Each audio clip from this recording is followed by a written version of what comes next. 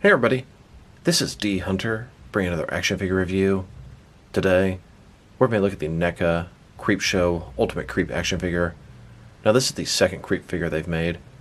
They're unable to make the Crypt figure from Tales from the Crypt due to legal reasons, hopefully in the future. But for now, this guy will do. So let's check out the packaging. As you can see at the top, Creepshow Ultimate Creep action figure, the most fun you'll ever have being scared. Admission, adults, children.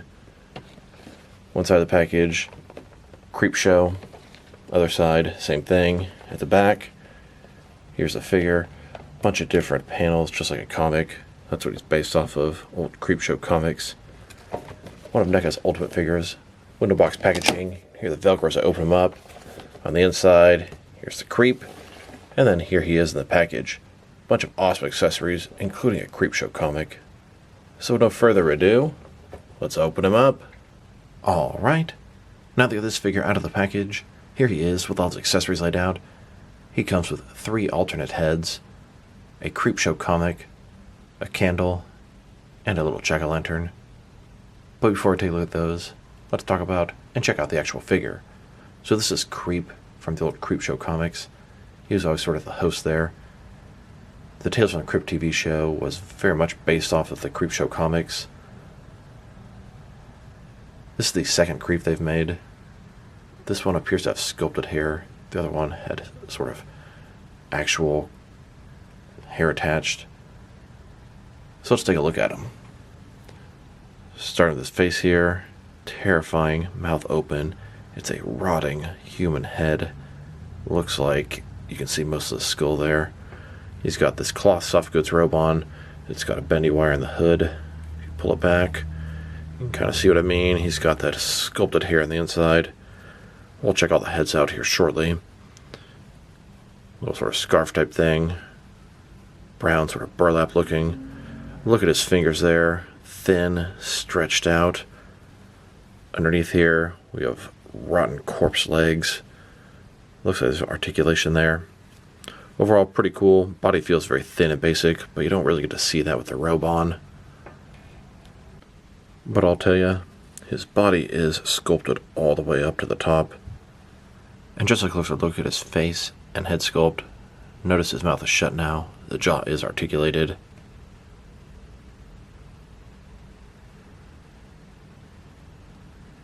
And I'll make 2 comments about this guy. Number 1, his head comes off far too easily.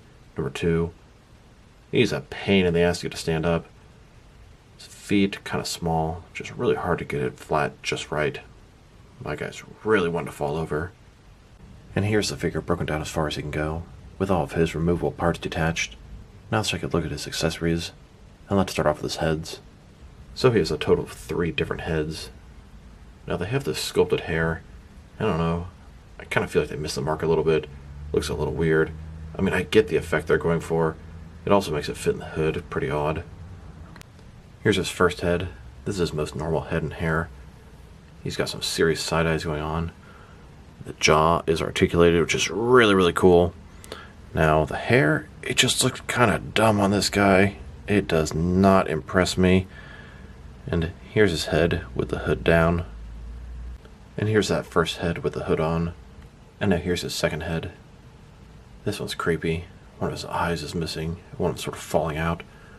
He also has the articulated jaw here. The hair sort of off to one side. And then his second head with the hood up. And here's his third head. The hair is wild. It's like he's about to spook somebody or there's wind blowing. The sculpting is fantastic. Also has an articulated jaw. And here's the Creep with the third head. The crazy hair and the hood up. Doesn't quite work as well because the hair's in the way. In addition to that, the 2 pieces of hair from the first and third head I showed, they seem to be interchangeable. Maybe they just weren't glued down enough on mine. But it's kind of cool because each head has a little bit different personality. Side eyes, regular eyes, a little bit different on the mouth. And you can switch up the hair. So a lot of different display options here. Actually, I think he looks best with one of these regular heads, the hood up, and no hair attached. And you know what? I just had to do it. I told myself I wasn't going to, but I went ahead and took the robe off. He's got a fully sculpted skeleton type body here. It's like a rotting corpse. He does have articulation.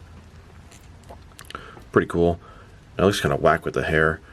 The hair you can actually take off, and he's a very, very nice looking corpse. So you can double up as a couple different things in your action figure collection.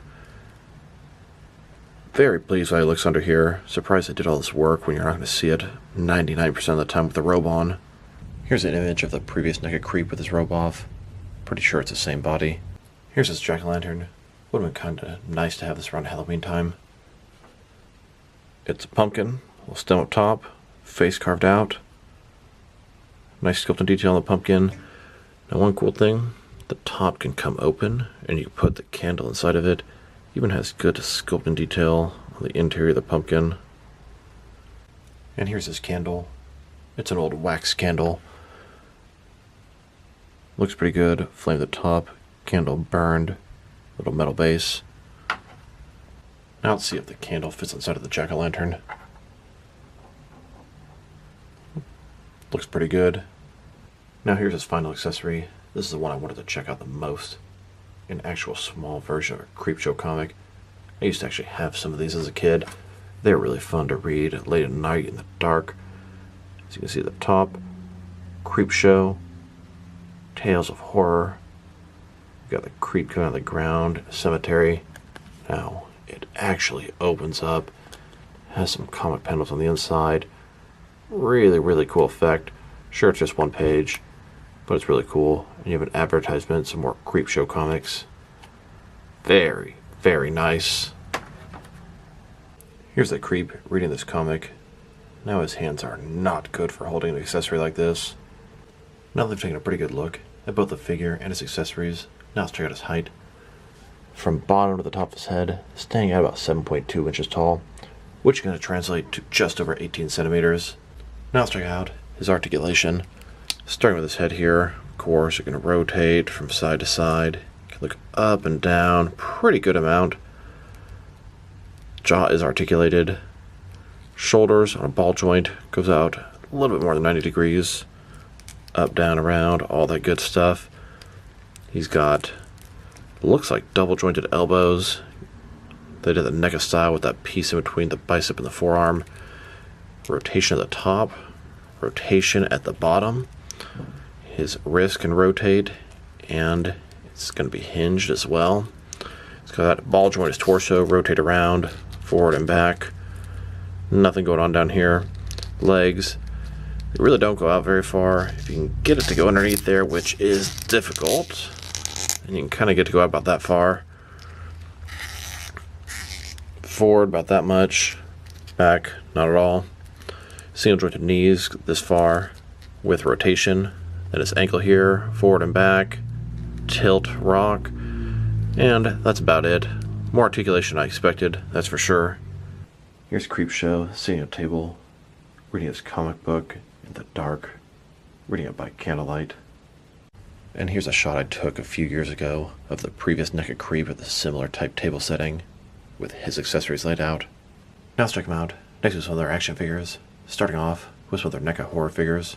Here's this new anniversary Creep, next to the previous Neca Creep. They're both pretty nice figures.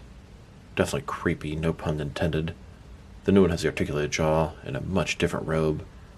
Also, he has the sculpted hair, whereas the previous one has sort of actual simulated hair. Pros and cons to both of them. I think the last one has a better face, better hair. I kind of like the robe better than the last one. New one has the articulated jaw, darker paint job. Like I said, pros and cons.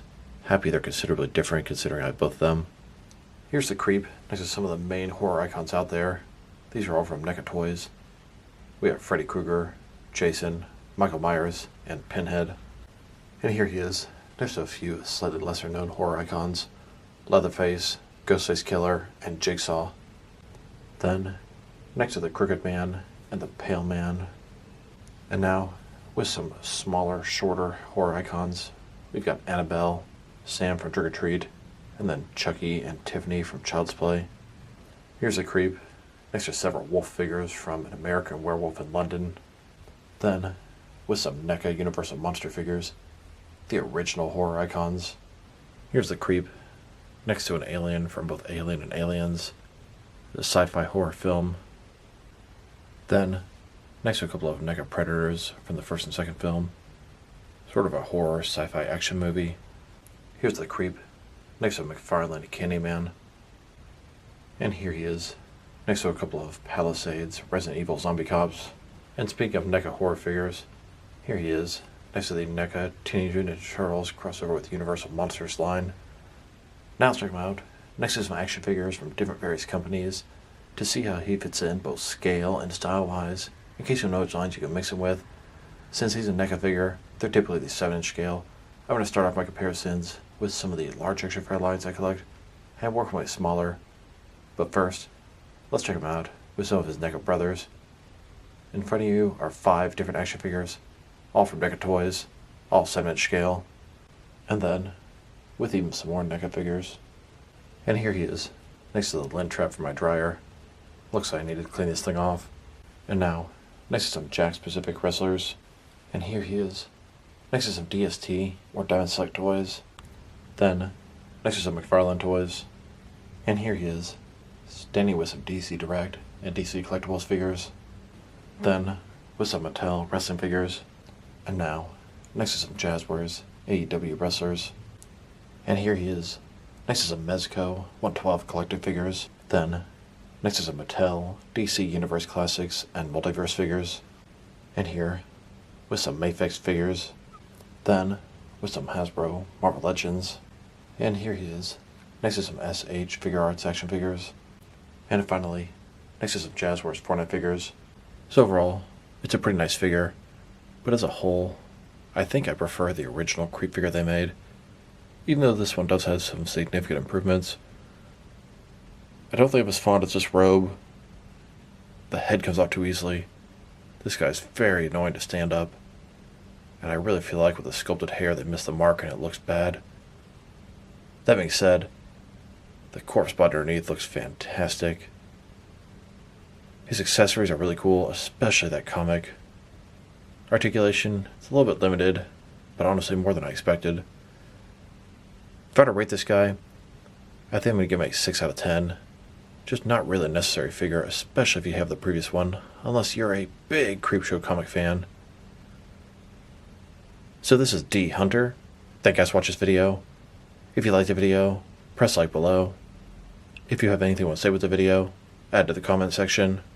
If you want to see additional action figure reviews from me, press subscribe. I do appreciate when you do that. Once again, this is D Hunter. Thank you guys for watching this video, and I'll talk to you guys real soon.